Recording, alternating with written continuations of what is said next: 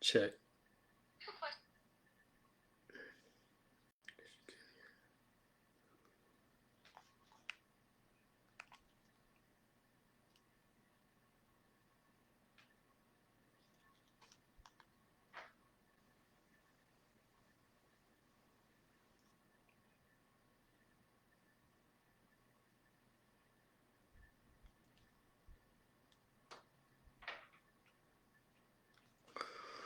All right, check, check.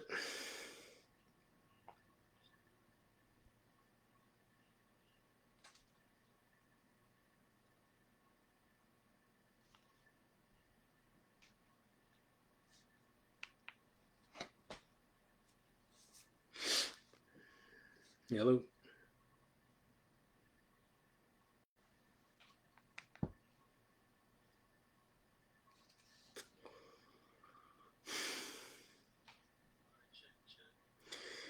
All right, so we live.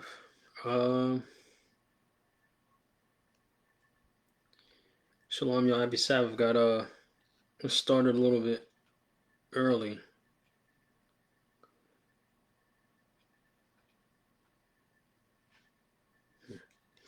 Um,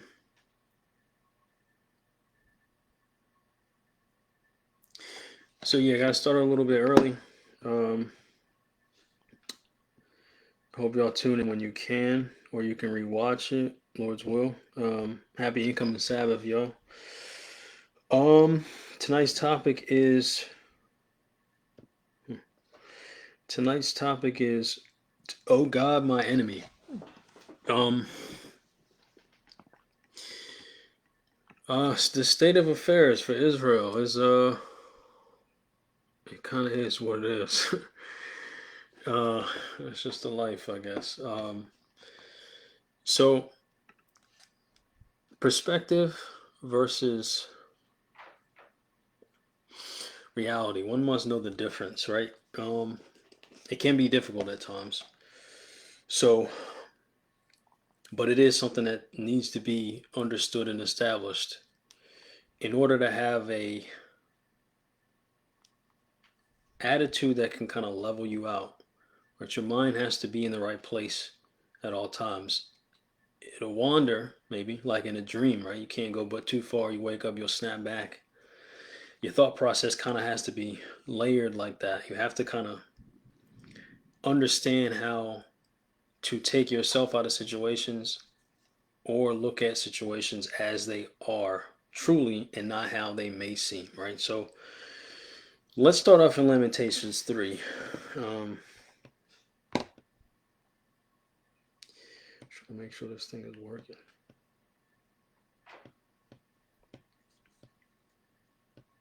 Yeah, all right.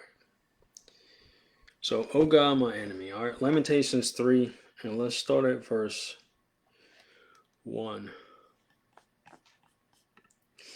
It says, I am the man that have seen affliction by the rod of his wrath.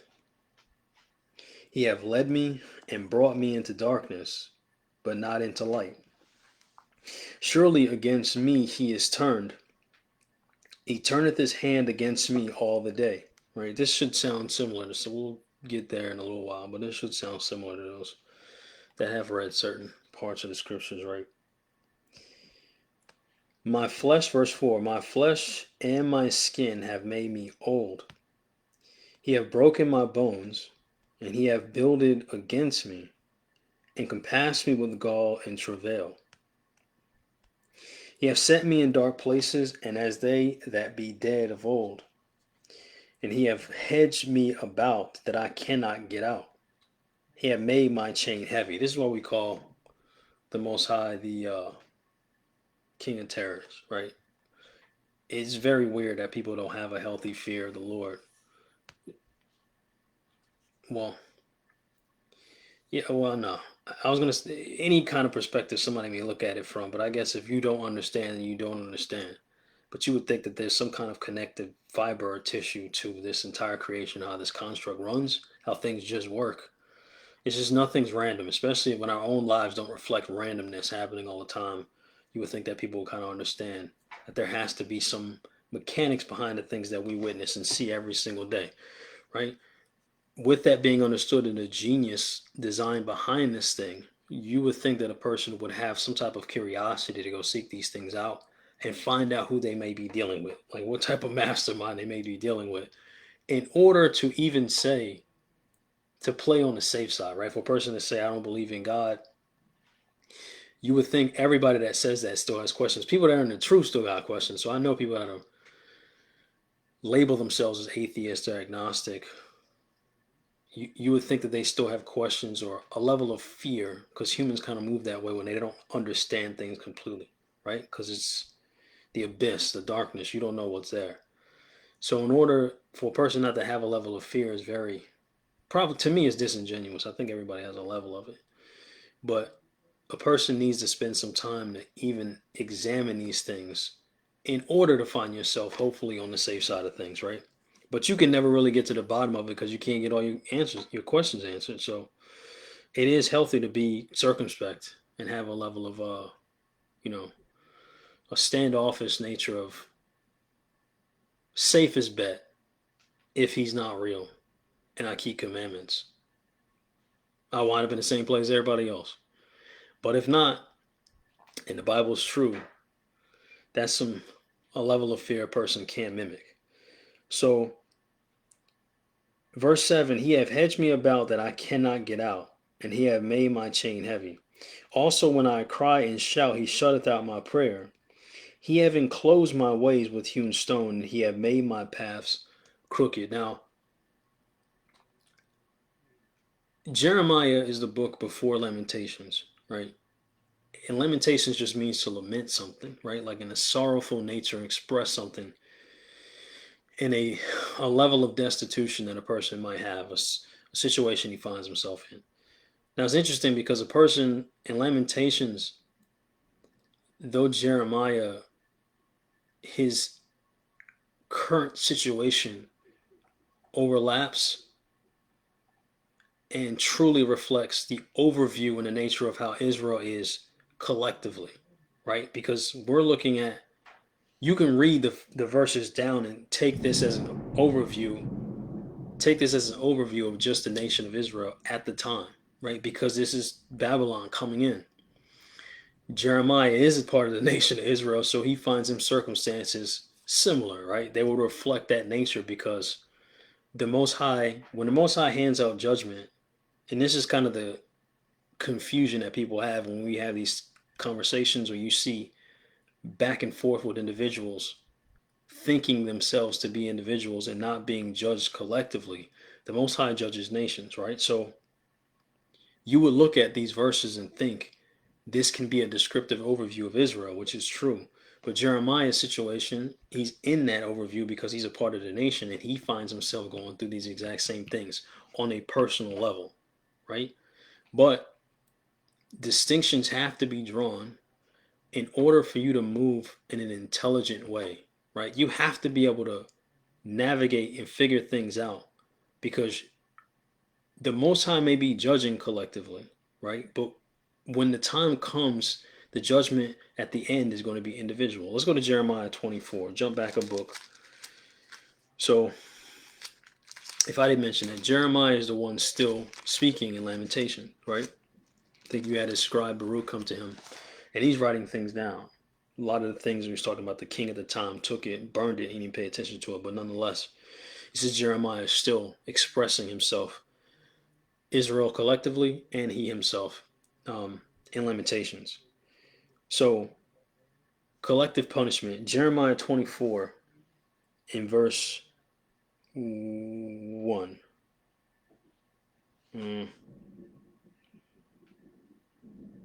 Yeah, Jeremiah 24, verse 1. It says, the Lord showed me, and behold, 2 baskets of figs were set before the temple of the Lord. After that, Nebuchadnezzar, king of Babylon, had carried away captive Jeconiah, the son of Jehoiakim, who was the king of Judah at the time. And the princes of Judah with the carpenters and smiths from Jerusalem and had brought them to Babylon. This is their current situation, right? Because of wickedness. But again, distinctions have to be, they have to be understood and then have to be drawn, right? For the individual. Verse 2. One basket had very good figs, even like the figs that are first ripe. And the other basket had very naughty figs, which could not be eaten. They were so bad. So Jeremiah is seeing this vision before him of two baskets of figs. One can be eaten because obviously it's fruit, vegetable, meat, whatever is good. Something that's bad can be, but should not be consumed. So that's what he's seeing in front of him. One basket's good, one basket's bad. Verse 3. Then said the Lord unto me, What seest thou, Jeremiah? And I said, Figs, the good figs very good, and the evil very evil, that cannot be eaten. They are so evil.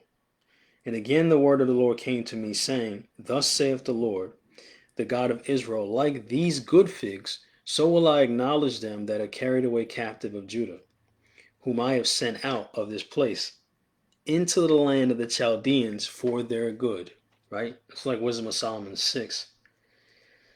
Sounds ridiculous if you look at it from a bird's eye view.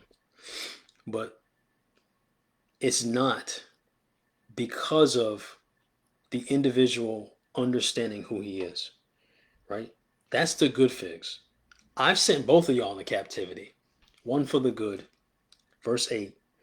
And the evil figs which cannot be eaten, they are so evil. Surely thus saith the Lord, so will I give Zedekiah the king of Judah, and his princes in the residue of Jerusalem that remain in this land, and them that dwell in the land of Egypt. I will deliver them to be removed into all the kingdoms of the earth for their hurt, to be a reproach and a proverb and a taunt and a curse in all places whither I shall drive them. So there's that distinction being made. One good, one bad. We're throwing them all in Babylon. Babylon's all coming to get them all, right? So Babylon's coming to get them all. But that distinction needs to be made, and the person needs to understand that. One must know the difference of who he is in this collective punishment, even though the overview, everybody looks bad, right? Because everybody goes into captivity. You can use this exact same situation as today, right? Israel finds themselves in this destitute position, feeling like they're blocked in, feeling like they can't get out, feeling like the Most High has turned on them. Certain things aren't going their way. They pray for things and things aren't being handed down or given at all, or even in a timely manner, as Israel might look at. But a person still has to have that. A person still has to have a level of clarity to be able to make the distinction in which basket do you fit, right? Let's go to Sirach 40.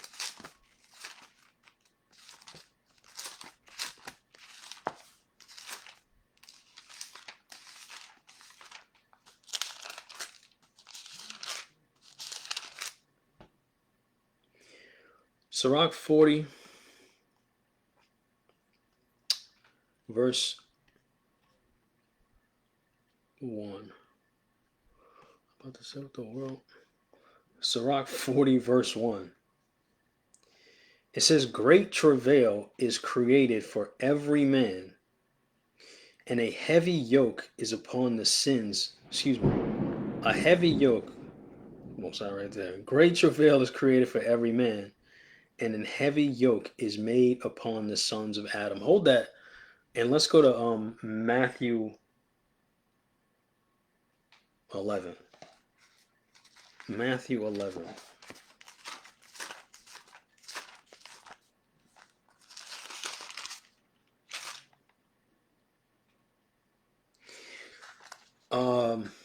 This popped in my head last night because I was mentioning this to brothers a couple weeks ago, right? Matthew 11 and verse 2. It says, Now when John had heard in the prison the works of Christ, He sent two of his disciples and said unto him, Art thou he that should come, or do we look for another? Now, if anybody that's read John 1, you understand John 1 and in Matthew 4 and in Matthew 14. A person understands that reading John 1, you understand who John is, what John understood himself to be, and the works he carried out because of the belief that he had. But then you find John in this weird twist later on, asking his disciples to go ask Christ if we should wait on him, or are we waiting on another, right? And that's a very strange question to ask, because not before that, John was baptizing Christ. The one that had the dove on him was the one he was sent to be the precursor to usher in the Christ, right? He was the one crying in the wilderness. So it's very strange that later on, John is asking, seemingly questioning, are you the Christ, or should we wait for somebody else? Now, anybody that's read Matthew 4 or Matthew 14 understands why this situation happened. It's not because John fell out the truth, as people say and make these ridiculous claims. It's because of a particular situation, right? We mentioned travail earlier. Let me pull this definition.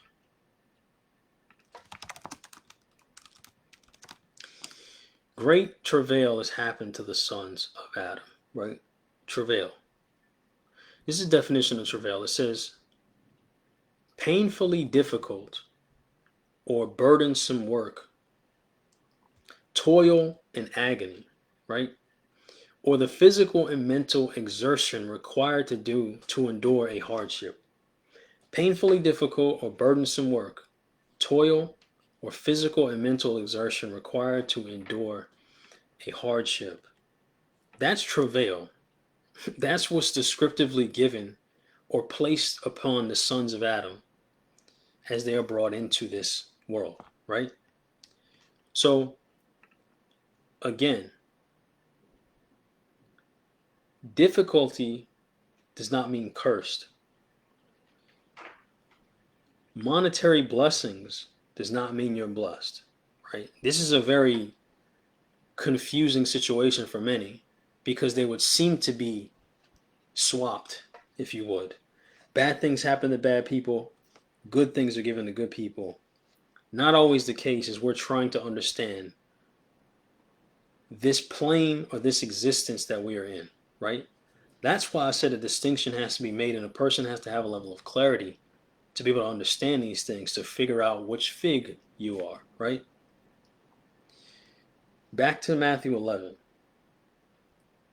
Verse 3, and said unto him, Art he that should come, or do we look for another? Verse 4, Jesus answered and said unto them, Go and show John again those things which ye do hear and see. That's important. Verse 5, the blind receive their sight, the lame walk, the lepers are cleansed, and the deaf hear, the deaf hear, and the dead are raised up, and the poor have the gospel preached unto them. Blessed is he whosoever shall not be offended in me. Now that's a key distinction.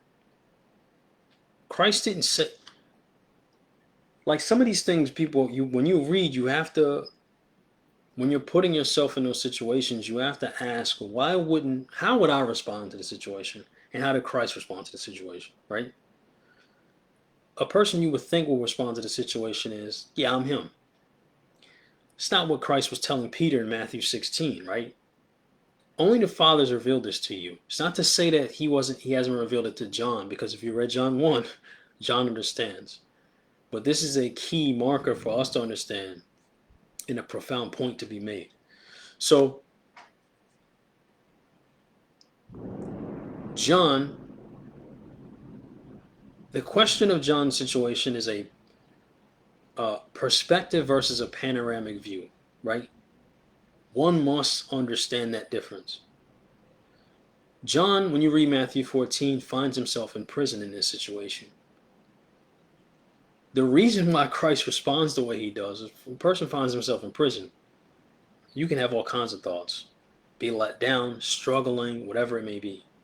And your perception can override the panoramic view, right?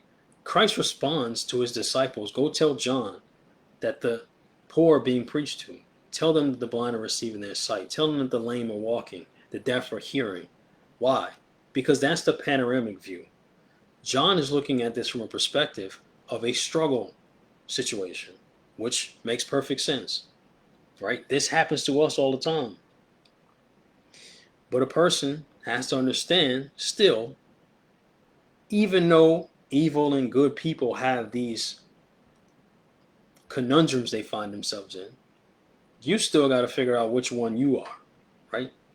Because our circumstances between us may look the same, but I might not be the person you are. You and I don't carry the same spirit, right? Verse 7, and as they departed, Jesus began to say unto the multitudes concerning John, what went ye out to see? What went ye out in the wilderness to see? A reed shaken with the wind, right? A weak man. It's not the case for John. Verse 8, but what went ye out for to see? A man clothed in soft raiment? Behold, they that wear soft clothing are in kings' houses. Remember, John was out honey and locusts for John, right? He wasn't sitting around chilling in mink and silk and stuff, right? Verse 9, but what went ye out for to see? A prophet? Yea, I say unto you, and more than a prophet. And then Christ goes on to explain that John is the greatest among women that were born, right? So a person has to understand, even those circumstances you find yourself in doesn't mean or override the fact that your circumstance is who you are or determines you being wicked or righteous, right? Let's go back to Sirach 40.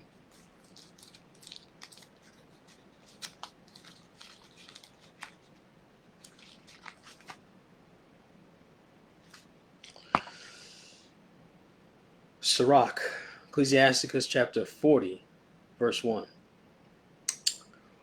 Great travail is created for every man, and an heavy yoke is upon sons of Adam. From the day that they go out of their mother's womb, till the day that they return to the mother of all things. Now remember in Wisdom of Solomon 7, in verse 3. This is what I'm talking about weird scenarios, right? I remember an elder told me a while ago, years ago, about how is it that children are not taught to lie, but they just lie, right? Weird. People will be like, oh, it's not that big of it. It kind of is. Why don't they just tell the truth? What's the flip side of that, right? People will be like, men and women are the same. There's no differences. Why do people inherently feel guilt or shame? Why is that a thing? To the point where people have to manipulate the things that they say. They have to lie about it to get around it. Why? You could be just born without that feeling, but it seems like majority of everybody has it. This is another weird concept. Wisdom of Solomon 7 and 3. When I was born, as talking about in Sirach, coming out of the womb, right? I drew in the common air and I fell upon the earth, which is of like nature. And the first voice which I uttered was crying, as all others do. Now this is just me, another weird concept. Why isn't it that children come out laughing? Why don't they come out silent? Why don't they come out smiling? Majority of all children that are born into this place, which their reaction fits how this place is. But that's a curious thing. Why don't they just come out laughing, right? So the crying would reflect the state of affairs that they're born into. Like Ecclesiastes 4, I think, that Solomon was talking about. But it's an interesting concept. They're just not born laughing, right? Heavy burdens are placed on them when they come out till the day that they go back into the ground. Verse 2, Sirach 40, verse 2. Their imagination of things to come and the day of death trouble their thoughts and cause fear of heart. From him that sitteth on the throne of glory, and unto him that is humbled in earth and ashes. From him that weareth purple in a crown, unto him that is clothed with a linen frock. So these things happen whether you are the highest of the high in the king's houses, as Christ was mentioning, or a person that's just the lowest of the low still trying to figure it out, right? more money, more problems, whatever it is, whatever level you're on, is issues and circumstances you have to come across and you have to deal with, right? So things like this could, like John, in his situation and circumstances, having a hard time at the time getting a grasp on his life, right? As we all find ourselves in that situation. It's hard enough to try to figure out these things. A person has doubts on these things that happen every day because through their eyes things don't match up, right? The math ain't mathing in certain situations. And it will call into question a lot of different things that you see. So much like it's hard to grasp the reality of day-to-day life and the things that you see that just seemingly don't compute. You can't, it's hard to get a grasp on things. Sometimes it's hard to get a grasp on your own self, right? A person is supposed to be honest with himself, and that's one of the most difficult things a person finds themselves trying to accomplish. A lot of us might doubt ourselves in the truth. A lot of us might doubt the walk or the situation that we're in or the circumstances we're in, but a person needs to have a healthy level of reflection in who he truly is in the mirror or in the reflection he sees, right? You have to make an honest assessment of who you are. And probably being honest, most of us, when we grade ourselves on a bit of a slant, right? We probably would say that we're more righteous than we think that we are, measuring ourselves against this stick that is Christ, right? And that's not necessarily a good thing. You probably want to come under, right? You want to undersell, right, your value, but overachieve, undersell. It's probably what you want to do. Probably the wisest situation. Because if you think that you are great, more than likely you're not. So whether you be up here or whether you be down here, they still have these situations that they go into.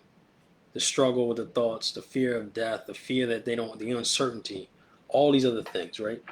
Verse 5. Wrath and envy, trouble and unquietness, fear of death and anger and strife.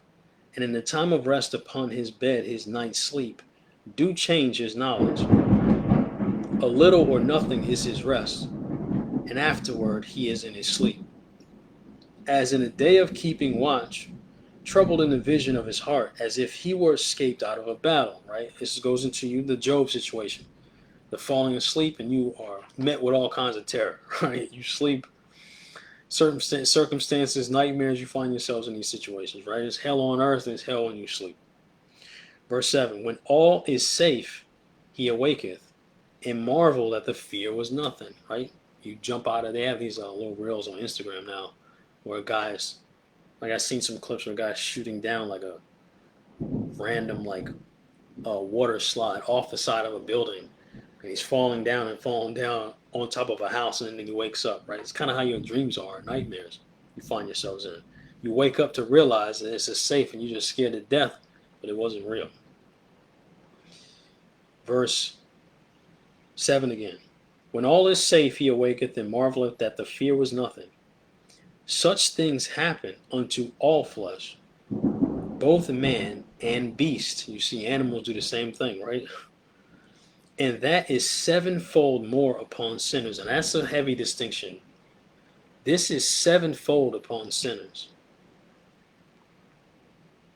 Sevenfold. That's something a person needs to know and understand, because we're trying to figure out who you are. That's your walk. You're proving yourself against the scriptures. Most High doesn't have no confusion on who you are. He don't have no confusion on where you're going to wind up. You yourself don't know, right? And since your circumstances can look similar to somebody else, you have to be able to make an honest assessment. Am I that person? Am I struggling? Am I going through what I'm going through? Do I feel hedged in, blocked in? The Most High is not listening to me. Do I feel like he's become my enemy because of circumstance or because I'm wicked? Person needs to understand that, right? Let's go to James 4.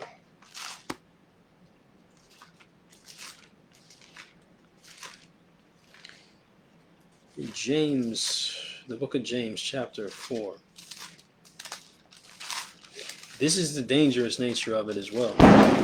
If a person, good gracious, if a person can't be honest with himself, or you can't see circumstances that need to change, you are done for. Because correction is the way of life. And if you can't correct yourself, somebody else can't do it for you. Well, Father can. Most of the time you don't really have any air left at that point. But it's probably something you want to handle before. Hopefully you have that perspective that you can reflect on it honestly. The Most High sends that to you, right? James 4 and verse 1. From whence come wars and fighting among you? Come they not hence even of your lust that war in your members? Ye lust and have not. Ye kill and desire to have, and cannot obtain.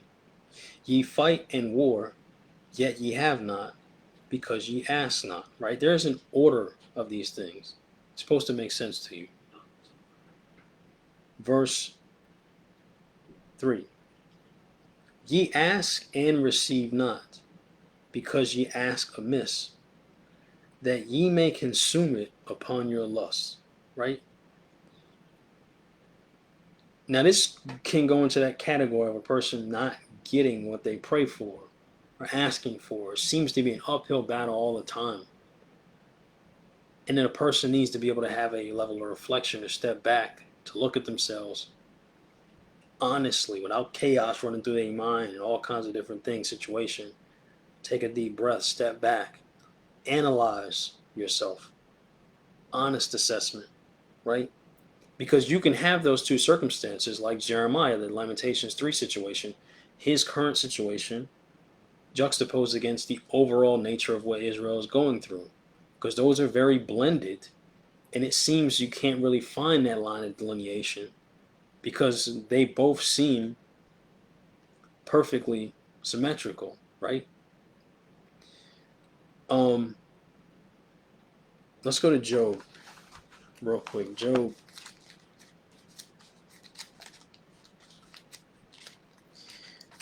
19.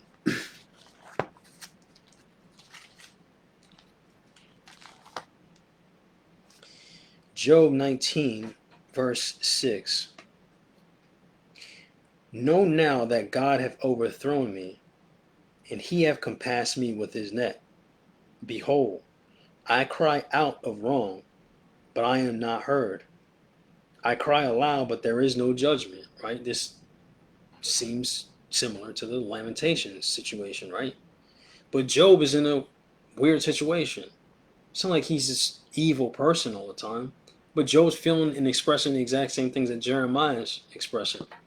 Many wicked people from the core, from their feet to their head, express these same things, right? Verse 8.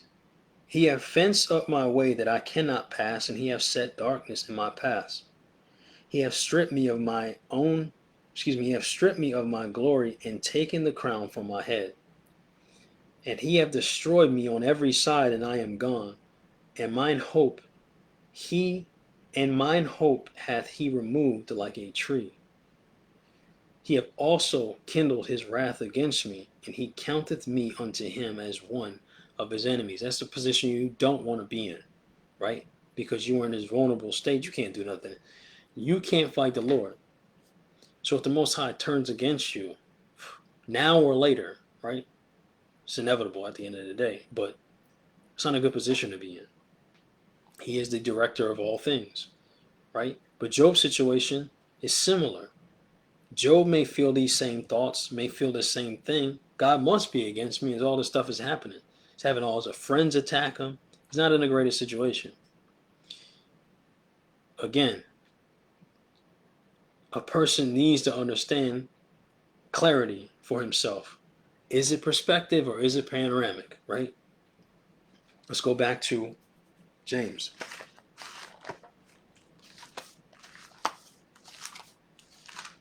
Because you can be sending up prayers to the Most High, asking for this, asking for that. It's just not coming.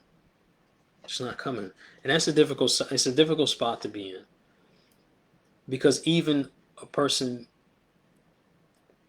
there's always There's always things you can improve on. So even a person thinking, I'm not as bad as I I'm not as bad as I am, or I'm not as bad as how do I phrase this? Not as bad as I think I am. I'm not that bad, am I? That's the question, right? For things not to be accomplished or things not to be working in my favor, am I really that bad from things not turning out? But that's the healthy adjustment a person has to make. A lot of people don't. They just, it's not coming. I'll just take it. I'll force it. I'll do whatever, right? And you can't outwill the Most High. The Most High shuts something down. He shuts something down for a reason. Job's getting shown a different perspective, especially when he comes full circle at the end of Job. He understands. He even says, I think in Job 42, when he says, I heard of the Lord, now I understand, right? There's certain things that we have to be taken through for your clarity, for to correct your error, or just discipline, time, patience, the fruits of the Spirit to bear itself out, right? Usually, more than likely, difficulty has to be there for it to make its full circle and you to elevate to another position. But a person can't lose their head in a situation that they find themselves in that is not necessarily beneficial at the moment. James 4 and verse 4. Ye adulterers and adulteresses, know ye not that the friendship of the world is enmity with God? Whosoever therefore will be a friend of the world is the enemy of God, right? That's people working upon themselves and their own lusts and these things that they should be able to see, but are so blinded by the things that they do, or not able to dig themselves out of that hole. Verse 5.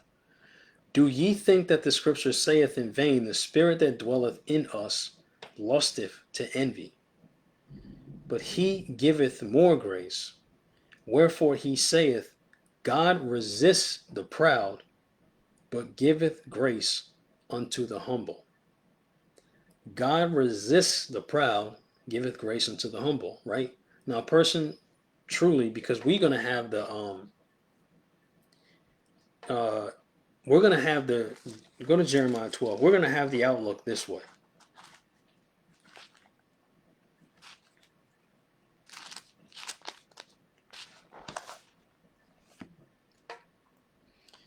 Jeremiah 12, a person, as the Lord resists the proud, that's what he says. He's going to resist the proud, give grace to the humble, right? That's what he does, magnifies mercy. But if you find yourself in a situation where it feels like the Most High is resisting to you, you know the scriptures is saying he resists the proud, and you feel like you're being resisted, right? Then you have to ask that question: am I in this position because of my own doing, or is it something I'm trying to be shown, right? Is it my season of temptation? Jeremiah 12 verse 1, righteous art thou, O Lord, when I plead with thee, yet let me talk with thee of thy judgment. This is one of my funniest verses, right? Wherefore doth the way of the wicked prosper? Wherefore are all they happy that deal very treacherously? Thou hast planted them, yea, they have taken root. They grow, yea, they bring forth fruit. Thou art near in their mouth and far from their reins, right? They don't do these things they're supposed to do. They just speak it, like majority of Christians, Christian churches, right? Israelite, not Israelite, whatever they label themselves as Christians, they talk the talk, they don't walk it, right? Knowing or understanding in verse 2, it says, Thou hast planted them and they have taken root. The wicked, that's how they seem. When you look at them, all cylinders, all engine cylinders are firing, right? It seems to be that these things, they come to easy to them, or things are granted to them, which seems to be, again, it's not mathing, because they are openly wicked, openly other nations. Israel, that's why the prophets ask these questions. You say you love Israel. Ezra's asked these questions. Why are we finding ourselves in this situation, right? And you can have those two perspectives of Israel being thrown into the captivity, and Jeremiah is a part of that nation being thrown into the captivity. But one, the Most High is saying, I'm throwing you in for your good. one is being thrown in for massive judgment, right? But verse 2 says, Thou hast planted them and they have taken root. Remember in Job 19, he says, Job said, it feels like he's taken my hope. He's removed me like a tree, right? Trees need roots to connect. They need the water to stay alive. It's as if the Most High has just disassociated himself from you and you become that enemy. And that's the position you don't want to be. Remember the situation with Saul, right? Saul had the righteous spirit.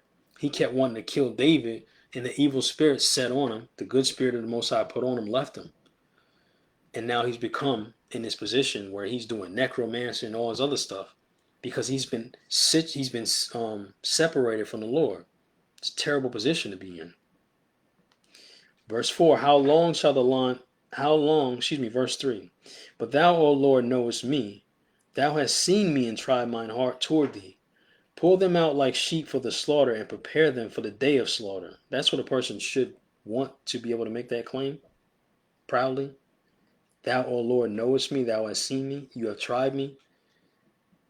It's hard to say because there's never a position you find yourself in where I feel like I'm just don't need no more work.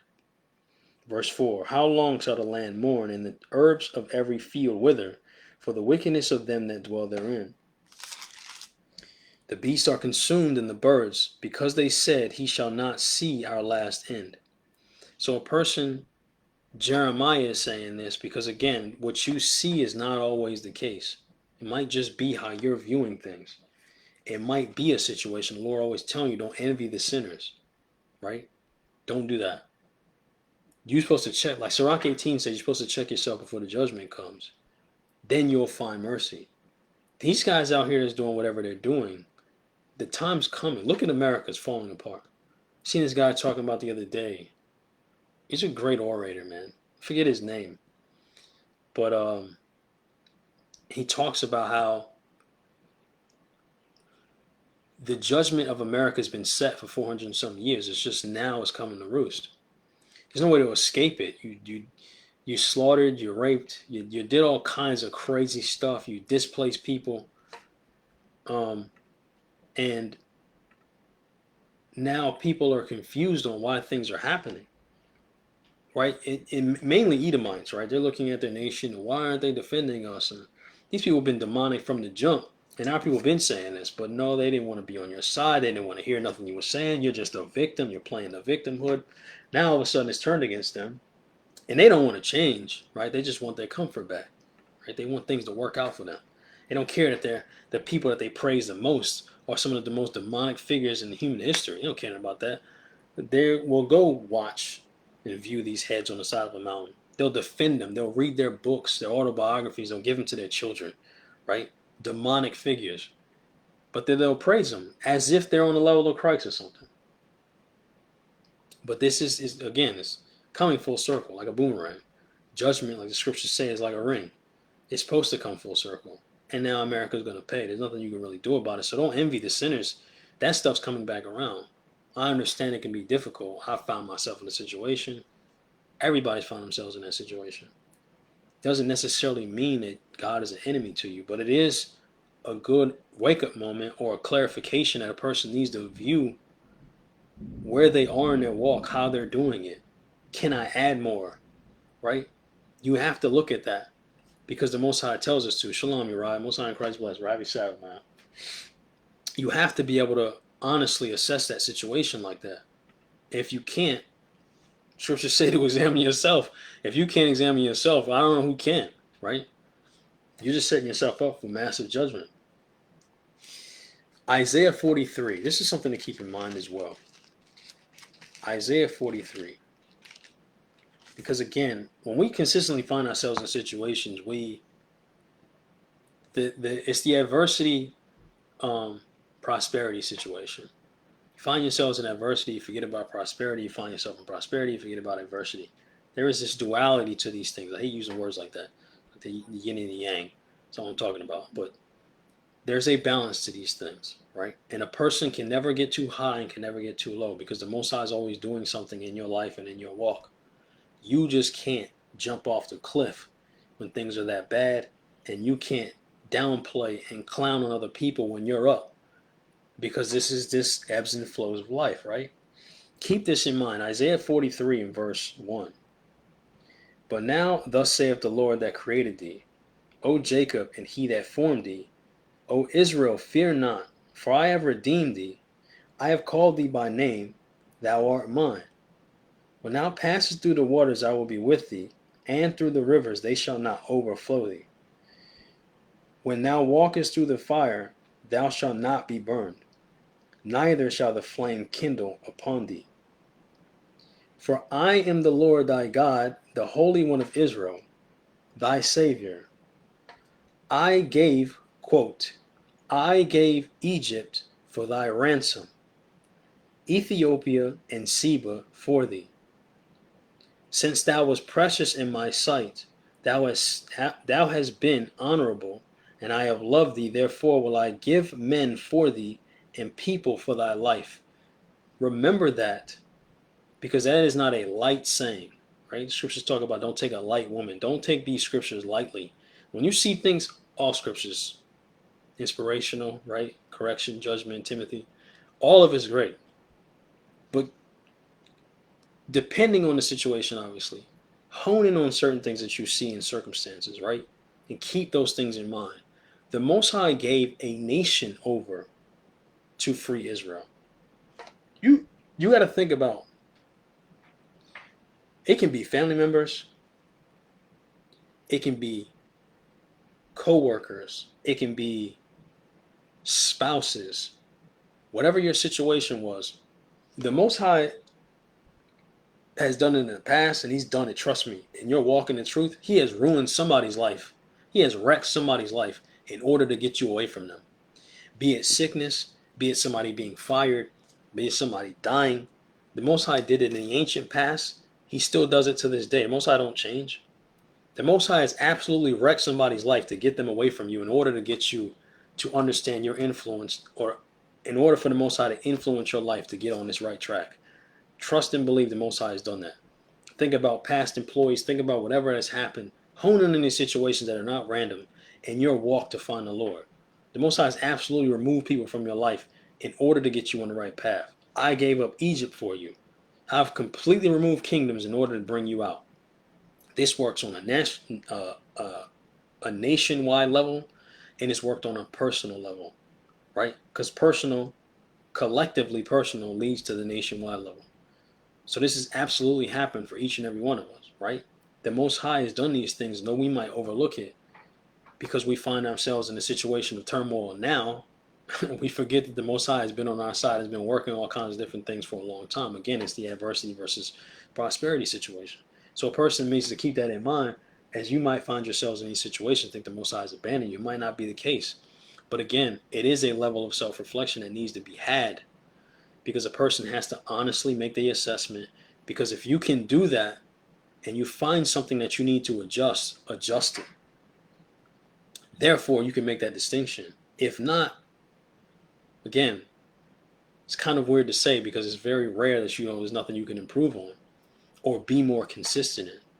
But a person still, if you find yourself A-OK and everything's A+, when you've done the deduction of your life, right, and you've looked at all the taxes and exemptions and how you walk, you can still do more, right?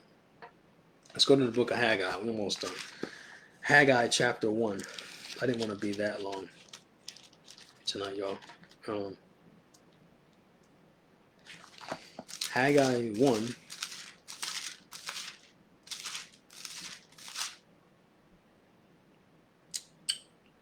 First, Haggai 1 verse 2.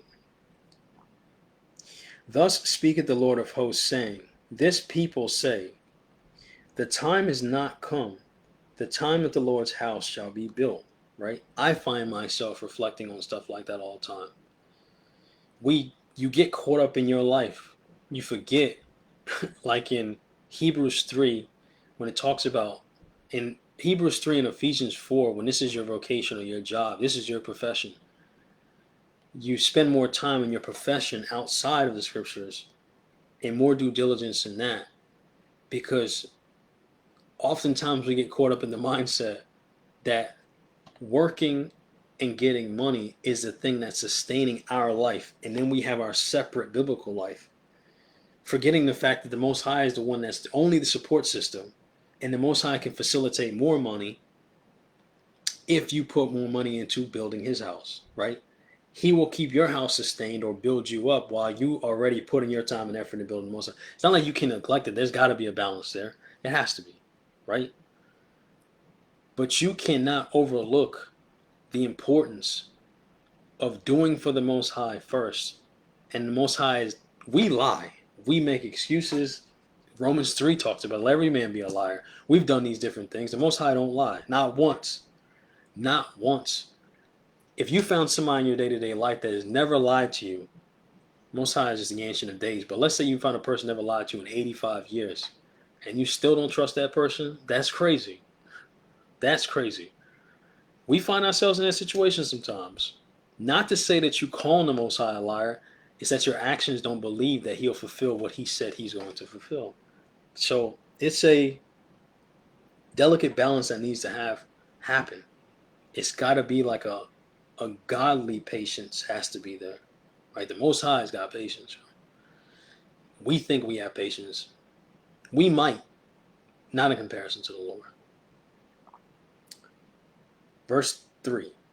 Then came the word of the word of the Lord by Haggai the prophet, saying, Is it time for you, O ye, to dwell in your sealed houses, and this house lie waste? Now therefore, thus saith the Lord of hosts, consider your ways. As this is spoken a lot at camp. It needs to be. It's very short and succinct. People don't pay attention to it. Verse 6. Ye have sown much and bring in little. Ye eat, but ye have not enough. Ye drink, but ye are not filled with drink. Ye clothe you, but there is none warm.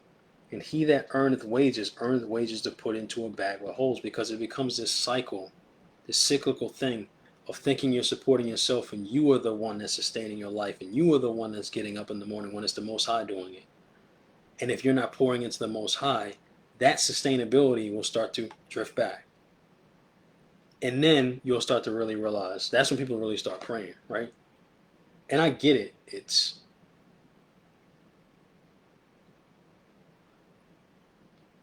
not great, but it's normal that people pray in adversity, right? You don't really feel like you need something to pray about. You can thank the Most High in prosperity, I guess I should say. But more earnest feeling comes out and prayer comes out when you're in situations. Verse 7, Thus saith the Lord of hosts, consider your ways. Go up to the mountain and bring wood. Build the house. And I will take pleasure in it, and I will be glorified, saith the Lord. Ye looked for much, and lo, it came to little. And when ye brought it home, I did blow upon it.